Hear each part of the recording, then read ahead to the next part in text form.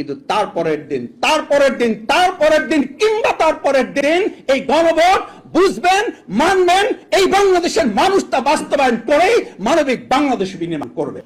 বিগত আওয়ামী ফ্যাসিস্ট সরকার ইসলামের কথা শুনলে তাদের মধ্যে ভয় তৈরি হতো, আর বর্তমান এই সরকারের কাছে আমি দেখি তারা সংস্কারের কথা শুনলে আটকে যেন সংস্কার আতঙ্কে তারা ভুগছেন। এই চিকিৎসক বৃন্দ যারা সেদিন চিকিৎসা দিয়েছে, আমি নিজে সেদিন সাক্ষী। আমাদের গাড়ি ব্যবহার করতে পারি নাই, অ্যাম্বুলেন্সে করে রুগীর সাথে গিয়েছি মাস্ক পরে। সেখানে আমাদের যে চিকিৎসকরা চিকিৎসা দিয়েছে, ওই সময় ফ্যাসিস্টের লোকেরা তাদেরকে খাগড়াছড়ি, রাঙামাটি, বান্দরবান পাঠিয়েছেন, আর এই বর্তমান নতুন সরকার এসে ওই একই চিকিৎসকদেরকে রাঙামাটি, বান্দরবান, খাগড়াছড়ি, পার্বত্য চট্টগ্রাম তাদেরকে আপনারা বদলি করে দিচ্ছেন। বোঝা যায় ওই ফ্যাসিস্ট এবং আপনাদের মধ্যে তেমন কোনো পার্থক্য নাই। আসসালামু আলাইকুম ওয়া রাহমাতুল্লাহি ওয়া বারাকাতুহু। শহীদ পরিবারের গর্বিত সদস্যবৃন্দ, আহত জুলাই যোদ্ধা বৃন্দ এবং বিশেষভাবে আজকে এখানে উপস্থিত আছেন চিকিৎসক যোদ্ধা যারা, সে সমস্ত চিকিৎসক যোদ্ধা ভাই বোনেরা যারা কষ্ট করে উপস্থিত হয়েছেন, তাদের প্রতি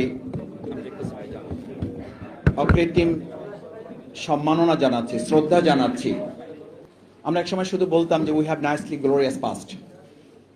মুসলিম হিসাবে, মানব সভ্যতা হিসাবে আমাদের একটা সুন্দর অতীত আছে, আমাদের একটা গ্লোরিয়াস পাস্ট আছে।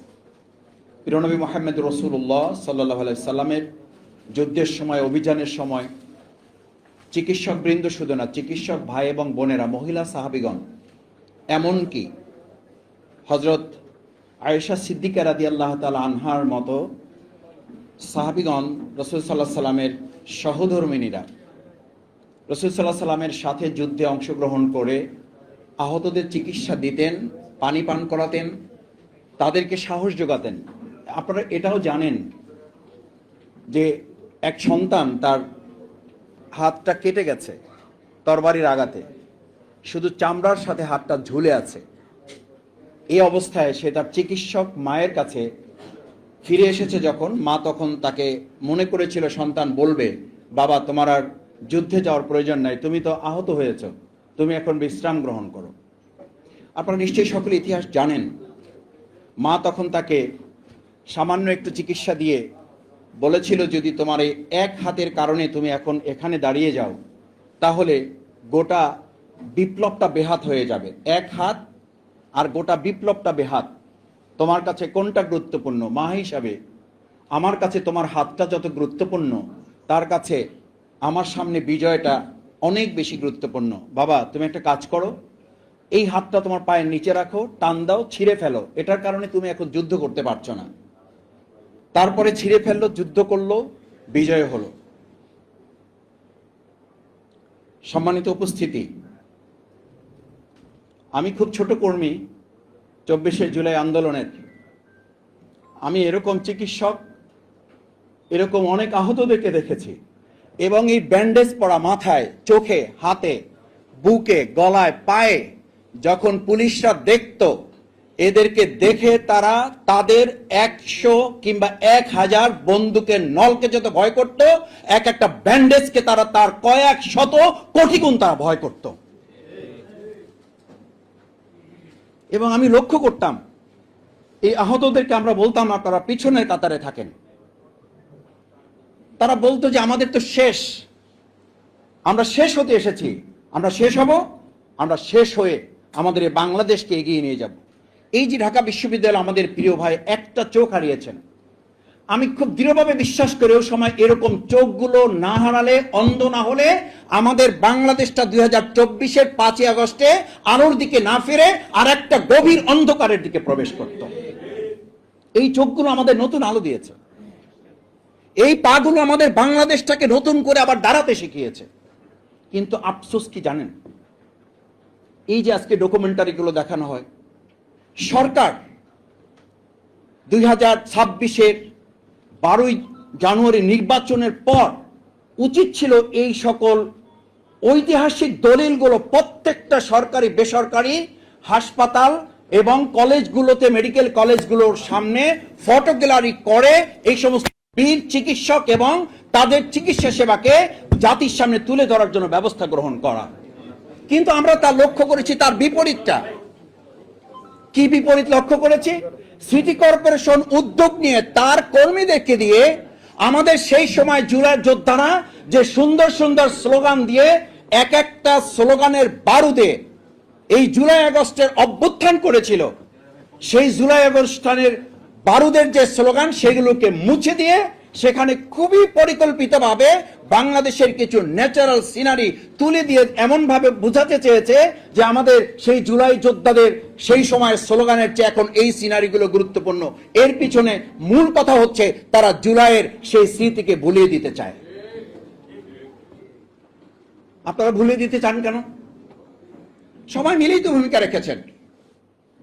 আমি এটাও দাবি করি, এই 3 মিনিট 5 মিনিট 7 মিনিটের ডকুমেন্টারি দেখাতে গিয়ে আমরা এখানে আমি বক্তৃতা দিতে চাই না, আমি স্লিপ দিয়েছি, আমি বক্তৃতা করব না, বরং এই ডকুমেন্টারিগুলো দেন। সাংবাদিক বৃন্দ সবাইয়ের জন্য বলছি না, কারো জন্য বলছি। কেউ কেউ মনে করছেন একটু পরে আসলে বক্তৃতা দেন, বক্তৃতা দিলে আমরা আমাদের মূল কভারেজটা পেয়ে যাব। হ্যাঁ পাবেন, ঠিকই আছে, এটা মূল্যবান। কিন্তু যেই কথাগুলো আজকে এখানে আমরা তুলে ধরতে চাই, যেই ডকুমেন্টারিগুলো দেখানো হচ্ছে, এই ডকুমেন্টারিগুলো ঠিকই এখানে ঘন্টার পর ঘন্টা দেখে লাভ হবে না। এই ডকুমেন্টারির ঐতিহাসিক দলিলগুলো আমাদের শিক্ষার্থী এবং অভিভাবকদের আগামী দিনে ধারণ করার জন্য সিলেবাসে অন্তর্ভুক্ত করা ছাড়া এর কোনো বিকল্প নেই। কি সিলেবাসে অন্তর্ভুক্ত করবেন? ওসমান হাদির ইতিহাসটা অন্তর্ভুক্ত করার জন্য কমিটি করা হয়েছিল, সেই কমিটিটাই বাতিল করে দেওয়া হয়েছে। কি অন্তর্ভুক্ত করবেন? অন্তর্ভুক্ত করার কোনো পরিকল্পনা তো আমরা বর্তমান সময় লক্ষ্য করছি না। বরং আমরা দেখছি, আমরা বহু আগে বলেছিলাম যে ফ্যাসিস্টের দোসর জনাব রাষ্ট্রপতি, প্রথম থেকে আমরা বলেছি, তার বক্তব্যের সময় বিরোধী দল সংসদ সদস্যগণ ওয়াক আউট করেছিলেন। আপনারা অত্যন্ত হাস্যোজ্জ্বল ভাবে শুধু বক্তব্যই দেন না, আপনারা টেবিল চাপিয়েছেন। আচ্ছা, তাহলে এখন তাকে বিদায় করলেন কেন? কেন এতদিন তাকে লালন পালন করেছেন? নিশ্চয়ই একথা জাতি বুঝতে চায় যে এতদিন তাকে দিয়ে কিছু উদ্দেশ্য হাসিল করা প্রয়োজন ছিল, সেগুলো করা শেষ। এখন তাকে ডাস্টবিনে ছুঁড়ে ফেলার জন্য আপনারা আয়োজন করেছেন, কিন্তু ডাস্টবিনে ছুঁড়ে ফেললে হবে না, জনতা আওয়াজ তুলেছে, তাকে গ্রেপ্তারও করতে হবে। কারণ তার মাধ্যমে অনেক কিছুর অনুমতি নিয়ে এই সমস্ত আমাদের তরুণ যুবকদের উপরে গুলি চালানো হয়েছে। না হলে তার একটা অর্ডারে এই সমস্ত গুলি বন্ধ হয়ে যাওয়া সম্ভব ছিল। হয় নাই তো। আমার এমন রাষ্ট্রপতি আসবে যদি তাকে গ্রেপ্তার করা না হয়। আজকে স্বরাষ্ট্রমন্ত্রীকে আমরা বলতে শুনি রাষ্ট্রপতির ব্যাপারে কোনো কিছু করা যায় না। কেন করা যায় না? রাষ্ট্রপতিকে আইনের ঊর্ধ্বে। আপনি তো সংবিধান কপচান, সংবিধানের দাড়ি কমা সেমিকোলন সবকিছু আপনি মুখস্থ তুলে ধরেন, অবশ্য 2-4টা ভুল ভালো বলেন, আপনার ব্যাপারে তো কেউ কথা বলার সাহস করে না। পরে লবিতে এসে অনেকে আবার আপনার লোকেরাই বলে, মাসুদ ভাই অপেক্ষা করেন, আপনাদের কিছু করা লাগবে না, তার জন্য আমাদের বহু লোকেরাই রেডি হয়ে আছে, অপেক্ষা করুন। আমি কথা বলছি এই জন্য, সম্মানিত উপস্থিত সুধী মণ্ডলী, আজকে ফ্যাসিস্টের দোসরকে আপনারা সরালেন। এই চিকিৎসক বৃন্দ যারা সেদিন চিকিৎসা দিয়েছে, আমি নিজে সেদিন সাক্ষী। আমাদের গাড়ি ব্যবহার করতে পারি নাই, অ্যাম্বুলেন্সে করে রুগীর সাথে গিয়েছি মাস্ক পরে। সেখানে আমাদের যে চিকিৎসকরা চিকিৎসা দিয়েছে, ওই সময় ফ্যাসিস্টের লোকেরা তাদেরকে খাগড়াছড়ি, রাঙামাটি, বান্দরবন পাঠিয়েছেন। আর এই বর্তমান নতুন সরকার এসে ওই একই চিকিৎসকদেরকে রাঙামাটি, বান্দরবন, খাগড়াছড়ি, পার্বত্য চট্টগ্রাম তাদেরকে আপনারা বদলি করে দিচ্ছেন। বোঝা যায় ওই ফ্যাসিস্ট এবং আপনাদের মধ্যে তেমন কোনো পার্থক্য নাই। আমি কথা বললে তো একটু বড় হয়ে যায়, শেষ করে দেই। আমরা শুনলাম বর্তমান মহাসচিব উনি খুব সুন্দর করে বলছেন, আমাদেরকে যারা ফ্যাসিস্ট বলছেন তাদের জ্ঞানের স্বল্পতা আছে। তাহলে আমি জিজ্ঞেস করি, যে চিকিৎসকরা সেদিন এই আহত জুলাই যোদ্ধাদের চিকিৎসা দেওয়া ডেড বডি ম্যানেজমেন্ট করতে গিয়ে যাদেরকে বদলি হতে হয়েছে, সেই একই চিকিৎসকদেরকে বর্তমান সরকার পুরস্কৃত করার পরিবর্তে তাদেরকে বদলি করছেন। আপনাদের ফ্যাসিস্ট হওয়া আপনারা বুঝতে পারছেন না, এটা বলার সীমাবদ্ধতা না, বরং আপনাদের বুঝার দৈন্যতা শামিল। আপনারা বুঝতে পারছেন না যে আপনারা ক্রমান্বয়ে ফ্যাসিস্ট হয়ে উঠছেন।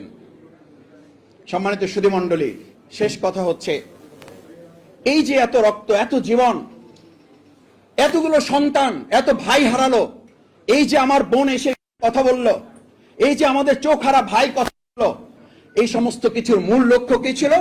আমরা একটা সংস্কার চাই। আমি এখানে দাঁড়িয়ে একটা কথা এর আগে বলেছিলাম, বিগত আওয়ামী ফ্যাসিস্ট সরকার ইসলামের কথা শুনলে তাদের মধ্যে ভয় তৈরি হতো, আর বর্তমান এই সরকারের কাছে আমি দেখি তারা সংস্কারের কথা শুনলে আটকে যেন সংস্কার আতঙ্কে তারা ভুগছেন। অথচ 31 দফা সংস্কার নাকি তারাই রেডি করেছেন, তারাই সংস্কারের মূল হোতা এবং সংস্কারের মূল প্রবক্তা তারা। যদি তাই হয় তাহলে সংস্কারে হাত দিয়ে আজকে ফ্যাসিস্ট সরিয়েছেন। আমরা খুব স্পষ্ট করে বলতে চাই, শুধু ফ্যাসিস্ট শাহাবুদ্দিন চুপ্পুকে সরিয়ে শেষ হবে না, বরং এই চিকিৎসা ক্ষেত্রে, সাংবাদিক ক্ষেত্রে, শিক্ষকতার ক্ষেত্রে, সচিবালয়ে সেখানে মেধা, দক্ষতা, যোগ্যতা, সততার পরিবর্তে যারা বিগত ফ্যাসিস্টের লেয়ন করেছেন, তাদের তোষামোদি করেছেন, তাদেরকে আবার পুনরায় বসানোর সমস্ত চক্রান্ত সম্পন্ন করে এই কাজগুলো আবার নতুন এই ফ্যাসিস্ট সরকার শুরু করেছেন। আমরা সেই জায়গায় আশা করি এই কাজগুলো না করে আসেন দল মতের ঊর্ধ্বে উঠে সততা, দক্ষতা, মেধা এবং যোগ্যতাকে মূল্যায়ন করে যদি আমরা এগিয়ে যেতে পারি, তাহলে 2024-এর জুলাই আগস্টে আমাদের যে শহীদ, আমাদের যে আহত পঙ্গুত্ব বরণকারী, আমাদের যে রক্ত চোখের পানি, এত ত্যাগ এবং কোরবানির মানবিক বাংলাদেশ বিনির্মাণ করার কথা ছিল, সংশোধন নয়, দাবি ছিল সংস্কার। একটা লাইন যদি চ্যালেঞ্জ করে বলে যায়, আমাদের সন্তানরা কোথাও রাস্তায় লিখে দাঁড়িয়েছিল সংশোধনের জন্য আন্দোলন। সাংবাদিকদেরকে সাক্ষী করে বলছে চ্যালেঞ্জ। আমি বর্তমান সরকারকে চ্যালেঞ্জ দিয়ে গেলাম, সংশোধনের জন্য আন্দোলন। এটা যদি দেখাতে পারেন তাহলে সংসদে আমাদেরকে কেন বলেন সংবিধান সংশোধন কমিটিতে আসেন। সংশোধনের জন্য তো আন্দোলন হয় নাই, আন্দোলন হয়েছিল সংস্কারের জন্য। সুতরাং সংস্কার না করে সংশোধনের কথা বলে মূলত জাতির সাথে প্রতারণা ছাড়া আর কিছুই নয়। চুপ্পুকে সরানোর কথা তো বললেন, এখন বুঝছেন তো কিছুদিন পরে। আমি আজ আর একটা কথা বলে শেষ করে দিয়ে যাই।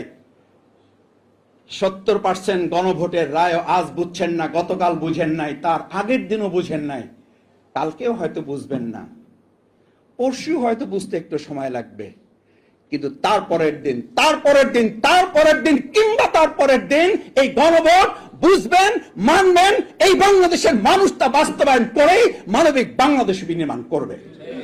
সেই প্রত্যাশা ব্যক্ত করে, সেই প্রত্যাশা সারথি ছিলেন এই চিকিৎসক বৃন্দ। তাদের এই সেমিনারের আয়োজন করার জন্য ধন্যবাদ জানিয়ে আমার কথা শেষ করছি। আল্লাহ হাফেজ। বাংলাদেশ জিন্দাবাদ। ন্যাশনাল ডক্টরস ফোরাম জিন্দাবাদ।